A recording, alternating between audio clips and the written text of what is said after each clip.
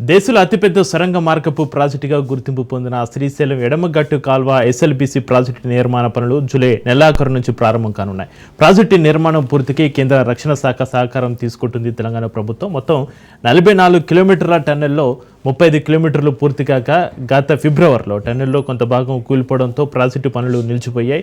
Tunnel నిర్మాణాన్ని ప్రతిష్టాత్మకంగా తీసుకున్న తెలంగాణ ప్రభుత్వం వచ్చే 2 ఏళ్లలో మిగిలిన 9 కిలోమీటర్ల సొరంగ మార్గం పూర్తి చేయడానికి రక్షణ శాఖ సహకారం కోరింది తెలంగాణ ప్రభుత్వం. ఈ మేరకు ఢిల్లీలో రక్షణ శాఖ అధికారులను తెలంగాణ నీటిపారుదల శాఖ మంత్రి ఉత్తమ్ కుమార్ రెడ్డి అధికారులు కలిశారు. ఎస్ఎల్బీసీ సొరంగం పూర్తి చేయడానికి ఆర్మీ, ఎయిర్ ఫోర్స్ సహకారం ఇవ్వాలని రక్షణ శాఖ అధికారులను కోరారు. దీనికి అంగీకరించిన రక్షణ శాఖ అధికారులకు తగిన ఆదేశాలు ఇచ్చారు. ఇక ఎస్ఎల్బీసీ సొరంగం పూర్తి చేయాలంటే అక్కడున్న భౌగోళిక పరిస్థితులను అధ్యయనం చేసి ఏ విధంగా ప్రాజెక్టు ముందుకు తీసుకెళ్లాలో ముందస్తుగా ఒక ఆధునిక సర్వేను ప్రభుత్వం నిర్వహించనుంది. అందుకోసం జూలై 12న ఎలక్ట్రోమాగ్నెటిక్ సర్వేను నిర్వహించనున్నారు.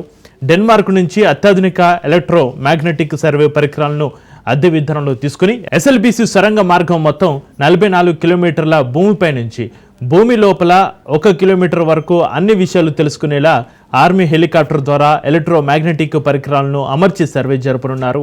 భూమిపై నుంచి తక్కువ ఎత్తులో ఎగిరే ఆర్మీ హెలికాప్టర్కు 42 మీటర్ల దిగువన 26 మీటర్ల వ్యాసార్థంలో ట్రాన్స్ఫర్మేటర్ లూపు, మ్యాగ్నెటోమీటర్, ఇక రిసీవర్ లూప్ ద్వారా భూమి లోపల 1 కిలోమీటర్ వరకు ఎలాంటి పరిస్థితులు ఉన్నాయో తెలుసుకోవచ్చు.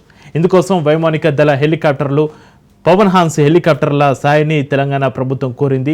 భూమి లోపల పొరలు, నీటి ధారలు, భూ పరిస్థితులను తెలుసుకునేలా ఈ సర్వే ఉంటుంది. ఈ సర్వే వల్ల సొరంగం వాస్తవ పరిస్థితి తెలుసుకోవచ్చు.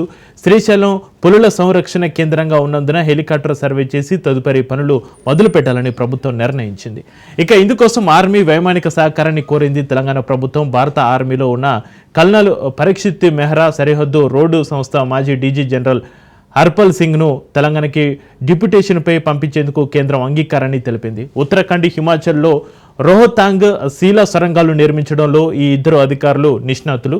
ఇక పరీక్షిత్ మెహ్రాను నీటిపారుదల శాఖ ప్రత్యేక కార్యదర్శిగా, జనరల్ హరపాల్ సింగ్ను గౌరవ సలహాదారుగా తెలంగాణ ప్రభుత్వం నియమించనుంది. ఈ ఇద్దరి సహకారంతో రాష్ట్రంలో చేపట్టిన అన్ని సొరంగాలు నిర్మాణాలు పూర్తి చేయనుంది. ఎన్జీఆర్ఏ నిష్ణాతుడు ప్రొఫెసర్ తివారీ సహకారాన్ని కూడా తెలంగాణ ప్రభుత్వం తీసుకునుంది. ధన్బాద్లో ఇండియన్ స్కూల్ ఆఫ్ మైన్స్ సహకారం సొరంగం పనుల పూర్తికి రాష్ట్ర ప్రభుత్వం తీసుకునుంది. వీరి వద్ద ఉన్న అత్యంత అధునాతన టన్నల్ టెక్నాలజీని వినియోగించనున్నారు. ఇక దీనికి సంబంధించి కూడా చర్చలు ముగిశాయి. ఎస్ఎల్బీసీలో ఇంకా పెండింగ్లో ఉన్న 9 కిలోమీటర్లు పూర్తి చేయడానికి అన్ని చర్యలు చేపడుతుంది. జూలై 12 నుంచి ఈ సర్వే ప్రారంభమవుతుంది. వారం రోజుల్లో సర్వే పూర్తి కానుంది. ఈ సర్వేకు 2 కోట్ల రూపాయలను రాష్ట్ర ప్రభుత్వం ఖర్చు చేయనుంది.